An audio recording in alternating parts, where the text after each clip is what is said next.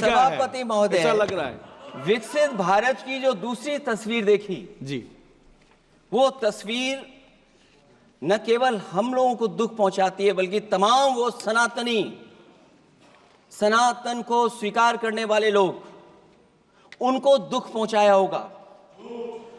सभापति महोदय, अगर लोग तकलीफ में रहे, परेशानी में रहे, और ये पहली बार हुआ होगा ऐसा कि लोग 300 किलोमीटर के जाम में फंस गए, न केवल एक मुख्यमंत्री सभापति महोदय, उन्हें दो मुख्यमंत्रियों को लगाना पड़ा कि कैसे जाम रुक जाए। सभापति, इसके साथ साथ इन्हीं के संगठन के लोगों को जब लगा कि वो व्यवस्था नहीं बना सकते, तो इतने दिनों बाद इनके संगठन के लोगों की अपील है कि भारतीय जनता पार्टी के कार्यकर्ता बाहर आए और लोगों को सुविधा दें, परेशानी दें। ये बात तब सभापति आई है जब लोग दुख, तकलीफ, परेशानी की वजह से इनके खिलाफ चिल्लाने लगे, इनके खिलाफ बोलने लगे। सभापति महोदय, मैं ये पूछना चाहता हूं,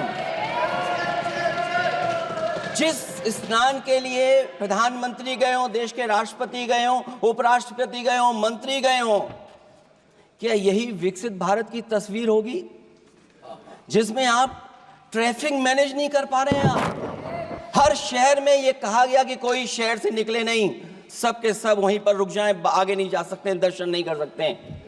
अगर ये सच्चाई नहीं है सभापति महोदय, सब बॉर्डर सील हुए हैं, जितना भारत के लोग सब बॉर्डर सील हुए हैं, और फिर चांद पर पहुंचने का क्या फायदा जब जमीन की समस्याएं न दिखती हों आपको, जमीन की समस्याएं न दिखती हों। और सभापति महोदय, मैं सरकार से जानना चाहता हूं वो ड्रोन कहां हैं? वो जो डिजिटल इंडिया की बात कही गई थी, वो कहां है? जो लोग अभी तक इस बात की डिजिट नहीं दे पा रहे हैं कि कितने लोगों की जान गई है, कितने लोग वहां पर खो गए हैं। आज वे महाकुंभ के बारे में वही दुष्प्रचार करते हैं, कहते हैं साहब वीआईपी दर्शन हो रहे हैं। वीआईपी दर्शन क्या हो रहे हैं? कुंभ में तो हर व्यक्ति आएगा, वहां तो किसी के साथ कोई भेदभाव नहीं है, न जाति का भेद है, न पंथ का भेद है, न क्षेत्र का भेद है, न भाषा का भेद है, पूरा देश आ रहा है। और 29 दिन में 45 करोड़ श्रद्धालु अब तक वहां स्नान कर चुका है। आप मुझे बताओ, भारत और चीन के बाद किसी देश के पास 45 करोड़ की आबादी निवास करती है क्या?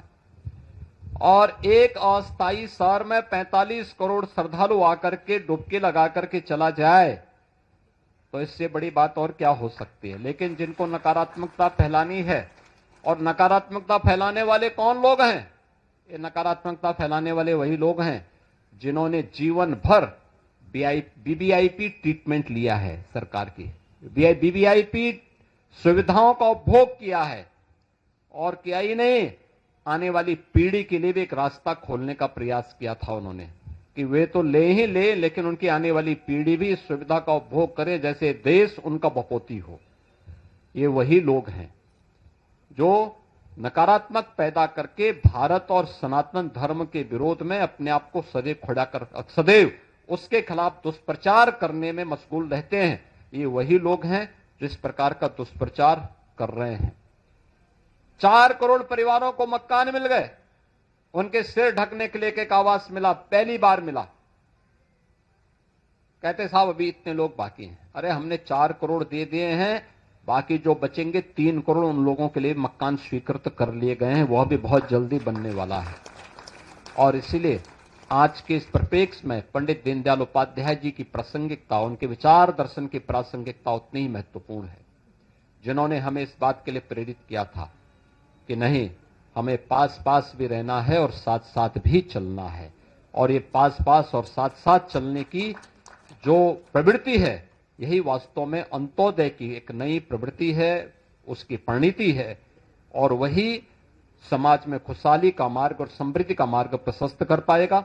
आज के इस अवसर पर मैं पंडित दीनदयाल उपाध्याय जी की इस पावन पुण्यतिथि के अवसर पर उनकी पुण्य स्मृति को नमन करता हूं, उन्हें प्रदेश सरकार की ओर से विनम्र श्रद्धांजलि अर्पित करता हूं। धन्यवाद। जय हिंद। अमर उजाला जीवांजलि के सारथी की मदद लें और महाकुंभ में स्नान जरूर करें।